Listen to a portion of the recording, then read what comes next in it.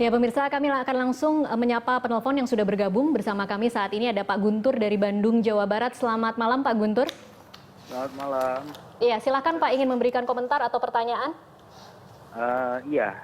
Mungkin yang pertama kita tetap harus mengapresiasi ya pembentukan pansus ini, karena mungkin beberapa kasus tadi seperti juga ditayangkan kronologis peristiwa sudah cukup banyak dan mungkin mohon maaf, dugaan memang ada hal yang perlu diungkap di Pelindo II memang perlu dilakukan melalui pansus di DPR. Tetapi juga yang perlu diingatkan seperti tadi Bang Masinton bilang dan juga dikuatkan oleh Mas Kris bahwasanya ya jangan sampai pansusnya itu masuk angin atau justru malah terjebak dalam kepentingan-kepentingan politik transaksional. Akan miris ketika kita sudah membentuk pansus, ada niat utama untuk membongkar apa yang sesungguhnya terjadi dalam praktek di Pelindo II selama ini, tapi justru seiring berjalannya jalan justru pansusnya sendiri masuk angin, bahkan anggota-anggotanya juga terjebak dalam kepentingan transaksional itu sendiri, karena mau gimana pun DPR adalah lembaga politik kan Mbak. Oke, Pak Guntur, kalau Anda sendiri, Anda percaya bahwa pansus ini memang dibentuk atas dasar ingin melakukan fungsi DPR, yaitu fungsi pengawasan, atau sebenarnya lebih besar unsur politiknya membidik seseorang? Seperti Mas Kris bilang, mungkin saya percaya soal keyakinan kali ya. Artinya kalau bicara DPR ya mungkin memang ada kepentingan untuk membidik seseorang, tetapi selama misalnya membidiknya itu adalah dengan latar belakang adalah untuk mengungkap adanya pelanggaran hukum selama ini, menurut saya toh tidak masalah kan. Tetapi kalau membidiknya karena memang ada kepentingan politik yang sedang bermain di DPR, bahwa kepentingan terhadap kelompok ini, apalagi kita tahu dalam beberapa kasus Pak Dirut Pelindo II, Pak Lino selalu dengan gamblang mengungkapkan kan bahwa dia tidak sendiri gitu loh, bahwa dia mendapat support gitu loh. Nah, artinya juga tidak salah juga mungkin kalau DPR juga kita bongkar aja deh sekalian gitu lah, siapa sih sebenarnya yang di belakang Pak RJ Lino ini gitu loh. Oke, baik. Terima kasih Pak Guntur. Terima kasih. Iya, terima kasih Pak Guntur dari Bandung. Kami sudah bisa menangkap maksudnya. Saya langsung ke Pak Masinton lagi. Pak Masinton, kalau untuk saat ini kira-kira siapa yang akan dipanggil dan sampai level mana pemanggilan ini akan dilakukan? Apakah memang akan sampai ke level menteri, sampai ke level wakil presiden, atau sampai mana Pak? Tadi menarik juga yang disampaikan Pak Guntur tadi ya. Siapa sih yang ini, atau jangan-jangan cuma klaimnya aja kan gitu kan. Benar. Tapi nanti tentu kita teliti semua, kita dalamin. Nah, apa yang disampaikan Lino itu juga bagian dari pendalaman kita nantinya. Siapa-siapa aja sih backupnya, nanti kita akan konfirmasi. Terus kemudian ya, apakah ini pemanggilannya sampai ya menteri-menteri yang dia telepon itu juga akan kita panggil. Menteri-menteri yang ditelepon, Pak Sofyan Jalil berarti akan dipanggil? Iya, kita pasti panggil. Menteri Kapolri BUMN juga kita panggil, Menteri BUMN. Apalagi karena itu yang menang jawabin BUMN. Nah jadi sampai ke wakil presiden Pak Masinton? Itu yang nanti akan kita dalami dan kita akan coba konfirmasi gitu ya. Artinya kan juga kita nggak boleh asal aja menyasar gitu ya. Nah kita kan juga hindarkan itu masa sembarangan menyasar gitu ya. Nah ini nanti semua informasi akan kita gali dan termasuk keterangan dari pernyataan-pernyataan dari Pak RJ Lino tadi itu, saya ini disupport siapa-siapa kan, nanti kan kita harus terkonfirmasi semua itu gitu loh. Nah terus kemudian adalah sudah ada banyak kasus yang dilaporkan gitu loh. Nah itu biarkan itu berjalan di sisi penegakan hukum. Nah nanti kita akan urai banyak hal mengenai pansus ini tadi. Saya juga dengan ide Pak Kristiadi tadi itu menurut aku oke Bang. Bagaimana juga pansus ini melibatkan teman-teman yang expert di situ. Dan punya komitmen. Betul. Dan saya kalau bisa memang, tapi saya akan usulkan nanti di rapat pansus itu kalau bisa kita semua anggota pansus ini harus bersedia handphonenya disadap KPK, kita mintakan saja. Gitu loh. Biar clear gitu. Ini juga membangun agar trust kepada publik. Gitu loh. Nah, dengan begini kan kecurigaan publik itu juga bisa kita minimalisir dan transparansi di dalam pansus ini juga akan lebih terbuka ke Mudah-mudahan publiknya. seluruh anggota pansus sepakat dengan Mudah-mudahan Pak Masinton. bersedia gitu loh. Oke. Tapi kan nggak cukup hanya saya Iya, kan gitu. benar. Kalau saya ya saya bersedia aja. Oke. Pak Kita Masinton, pengen- kalau kita melihat bagaimana rapat-rapat sebelumnya dengan Pelindo II, dengan pihak Pelindo II, Komisi 3 sendiri melihatnya seperti apa? Apakah mereka cukup terbuka untuk bisa menjawab pertanyaan-pertanyaan dari DPR? Enggak, kebetulan Pelindo itu enggak mitra Komisi 3, Iya. dia di Komisi 6. Gitu. Jadi belum pernah melakukan pemanggilan Kita nggak kepada pernah. RJ Lino ya?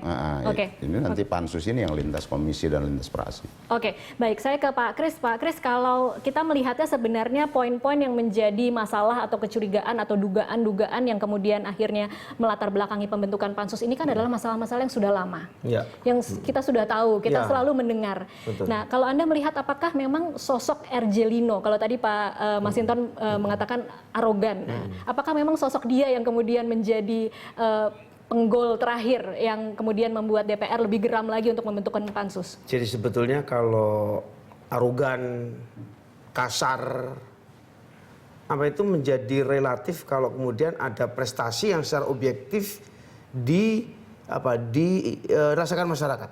Oke. Clinton, skandalnya kurang apa itu? Sangat terbuka dengan si siapa tuh, cewek itu. Ini kalau Tetapi kuasa hukumnya Pak RJ Lino ada di sini, dia juga akan membeberkan prestasi-prestasi RJ Lino. Tapi prestasi bisa dibeberkan. Rakyat merasakan nggak? Clinton merasakan bahwa ekonomi meskipun dia kena kasus seperti itu, ekonomi tumbuh baik, diampuni. Masa Ahok, ya toh? Iya. Kurang arogan apa? Kasar kalau ngomong belas-belas kayak begitu.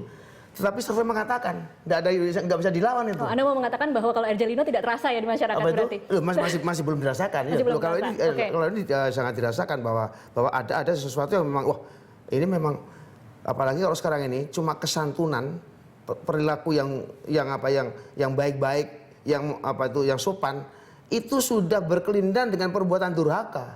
Ya, orang-orang santun tuh yang korupsi itu santun-santun semua itu. Apalagi pakaiannya santun, modis dan sebagainya. Tapi bukan itu. Iya. Ya kan? Yang penting bahwa bagaimana kebijakan itu. Bahwa orang kasar, oke lah kasar itu bawaan mungkin. Ya bawaan sejak kecil. Tapi tadi mesti dibuktikan bahwa ini memang benar bermanfaat untuk publik. Karena begini, kalau pansus itu kemudian juga bisa dipelopori oleh Mas Masinton betul-betul tadi tidak masuk angin, pasti ada hikmahnya. Untuk apalah? Untuk memulai proses konsolidasi pemerintahan. Yang menurut saya sekarang ini memang kedua-duaan betul. Iya. Kalau kita lihat, tentu ada di level menteri, tapi bahkan di level antara presiden dan wakil presiden. Untuk urusan import tidak import, sudah terbuka. Presiden tidak. Wakil mengatakan begitu. Sapi juga sama. Nah, mungkin bukan karena interest, mungkin karena juga datanya. Datanya yang mungkin kurang betul-betul akurat yang bisa dipercaya. Misalnya kalau ditanya orang miskin, ada orang ahli mengenai soal ahli kemiskinan, ditanya, jumlah orang miskin itu berapa? Tergantung kriterianya. Kalau kriteria orang miskin itu pendapatan cuma di bawah $1, ada orang miskin di Indonesia itu 28 juta kira-kira. Tapi kalau dinaikkan kriterianya orang pendapatan sehari $2, itu bisa kemudian yang miskin bisa 60 juta itu. Jadi bagaimana? Ngitung orang miskin pun tergantung kriteria kita sendiri. Nah oleh karena itu menurut saya, mudah-mudahan pansus itu betul-betul tidak masuk angin, ya, tetapi kemudian betul-betul ada sesuatu yang memang ingin dicapai. Ini loh yang saya mau capai seperti itu, karena rakyat sudah terlalu lama menderita. Ya karena apa? Karena di dalam masa-masa lalu juga belum bisa hidup dengan sesuai harapan. Sekarang ini ada harapan, kok harapan itu hampir dibunuh dengan pemilik modal yang ada di sekitar pusat kekuasaan yang selalu lebih mementingkan dirinya daripada kepentingan masyarakat.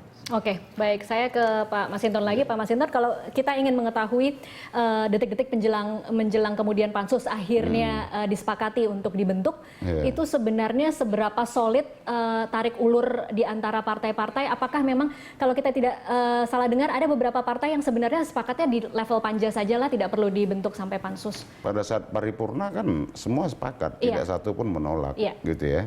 Nah, tadi saya coba menyampaikan ketika menjelang paripurna, ya, maka ini juga menjadi antisipasi kita nanti, dan ini menjadi makanya masyarakat harus mengawasi betul.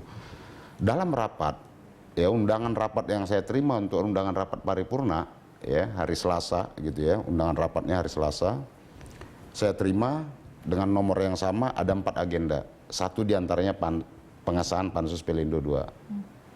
Nggak lama kemudian saya menerima tinggal 3 agenda dengan surat yang sama dan nomor yang sama, kop surat yang sama, yang nanda tanganin sama. Terus kemudian dibacakan pada paripurna 3 agenda tadi tanpa pengesahan, hilang ada yang satu. agenda pengesahan Pansus Pelindo II. Oke. Terus saya interupsi, saya jelasin surat pertama sama surat kedua.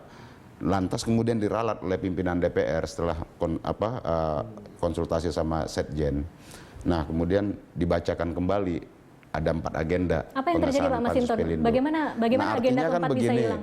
artinya begini, berarti sejak awal memang ada upaya dari luar untuk menginikan ke dalam gitu ya. Saya nggak tahu permainannya di mana, apakah itu Dan dari partai di mana? Setjen atau apa. Oke. Saya belum meneliti jauh ke dalam, tapi faktanya seperti itu. Nah artinya bahwa kita mau sampaikan sejak awal memang pansus ini juga ada yang coba main-main dengan ini kan gitu. Nah disinilah fungsinya pengawasan masyarakat tadi. Oke. Nah karena apapun ini harus kita urai betul, kita buka betul karena ini kalau kita lihat ininya melibatkan banyak orang gitu ya, yang kalau yang dikatakannya itu benar gitu ya, saya ini disupport banyak ini, dan kemudian bagaimana ya relasi modal tadi itu bisa mengintervensi penegakan hukum. Ya. Nah itu loh, Ya. ketika mau disidik diganti gitu. Nah ini kan, nah ini yang harus kita urai dan kita ungkap betul karena apapun. Maka selalu saya katakan tata kelola Pelindo II selama ini kayak negara dalam negara, nggak bisa disentuh gitu loh.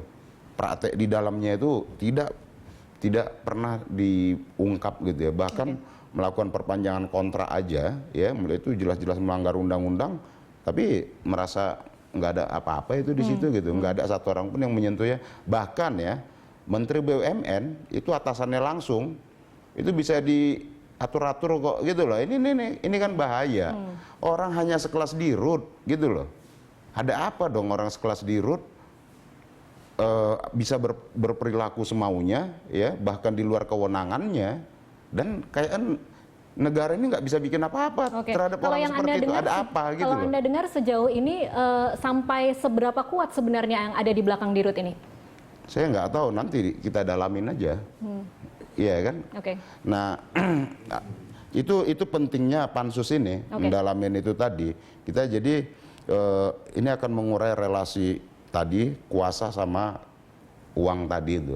Oke. Kita nggak boleh lagi dong zaman begini kekuasaan sama uang itu bisa mengalahkan segalanya, bahkan mengalahkan penegakan hukum kita. Oke, baik Pak Masinton, 2 minggu lagi DPR akan reses. Kapan efektif pansus akan mulai bekerja dan kira-kira akan berapa lama jangka waktu bekerjanya? Pansus ini bisa 3 bulan, bisa 4 bulan, bisa 5 bulan gitu loh, tergantung ini kebutuhan di ini aja nanti. Kalau kita rasa masih kurang bisa kita minta perpanjangan waktunya. Oke. Kalau memang kita rasa sudah cukup, ya udah bisa kita simpulkan ada rekomendasi apa yang kita temukan dalam pansus itu ya dia bisa berakhir. Oke, Pak Kristiadi, kira-kira kalau bisa memberi masukan kepada anggota pansus yang akan mulai bekerja, dari mana mereka harus mengumpulkan bukti-bukti yang akan kemudian menjadi bahan-bahan pertanyaan kepada pihak-pihak terkait? Ya begini, supaya pansus ini tidak seperti melawan angin. Iya. Ini kan mukuli angin nih, nggak jelas, ngerti yang mau dipukul, tetapi nggak sebetulnya tahu nggak kelihatan semua. Iya. Termasuk yang tadi, bahkan secara penggembosan bisa dilakukan secara administratif. Ya, jadi apa artinya? Artinya bahwa sebetulnya musuhnya ini ada di mana-mana ini, ya kan? Ada di dalam pansus sendiri mungkin, atau kesekretariatan. Yang saya khawatirkan justru nanti kalau pansus itu bergerak mencari siapa yang mau ditangkap, ternyata yang ketangkap tangan sendiri nih, ya kan? Loh, kok anggota pansus sendiri? Bukan tidak mungkin ya, bukan tidak mungkin. Begitu. Betul. Ketangkap tangan sendiri kalau begitu. Nah, jadi Iya. oleh karena itu menurut saya begini, ini tidak ada kekuasaan tanpa pengawasan. Nah, tapi pengawasan di dari luar sama sekali tidak efektif kalau tidak ada kolaborasi. Iya. Nah, sekarang ini mumpung ada tokoh muda dari PDIP yang namanya Mas Masinton Pasaribu yang malah melintang ini, mungkin ini yang dijadikan ujung tombak bagaimana Mas Masinton sekarang mengorganisir kekuatan-kekuatan di luar, ya kan, yang bisa kemudian memberikan backup, ya, termasuk media, tapi juga harus ada orang yang diajak berkolaborasi, ya kan. Sekjen atau sekitar apa-apa itu jangan main-main.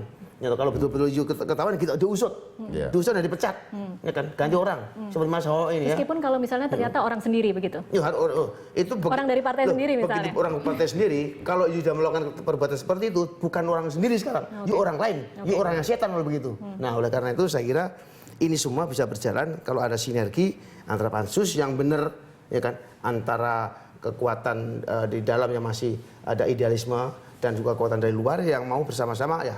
Inilah momentum yang paling baik untuk segera memperbaiki keadaan. Karena apa? Kalau pansus masuk angin, martabat DPR sekarang tambah rusak lagi. Itu pertaruhannya. Betul. Ya. Dan yang paling kelihatan akan tambah rusak, Mas Masinton kan selalu tampil di televisi untuk memprakarsi pansus ini. Iya, Mas. Jangan sampai begitu. Berarti Pak Masinton yang harus menjaga. Iya, menjaga betul. Sama-sama bantu, kita bantu nanti. Oke, baik. Terima kasih Pak Jai Kristiadi dan juga Pak Masinton Pasaribu untuk waktunya bersama kami di Prime Time Talk dan